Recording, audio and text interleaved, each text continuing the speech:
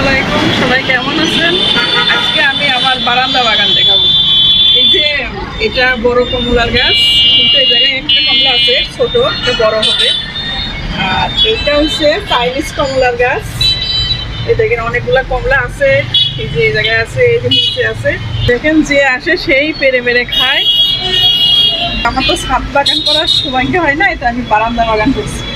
আপনাদের যদি কারো ভালো লাগে আসেন, আসে দেখে যাবেন।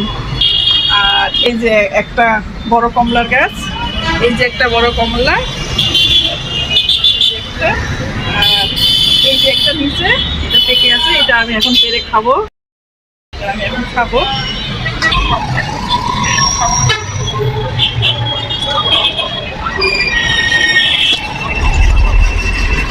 ভাতটা একটু নষ্ট হয়ে যাচ্ছিল, তাই কমলাটা পেরে ফেললাম।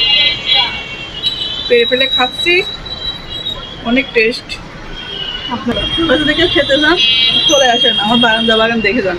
এটা হচ্ছে জলপাই গাছ, আর 3টা জলপাই ছিল, 2টা আমার মেয়েরা পেরে খেয়েছে, আর এই যে একটা আছে এখনো।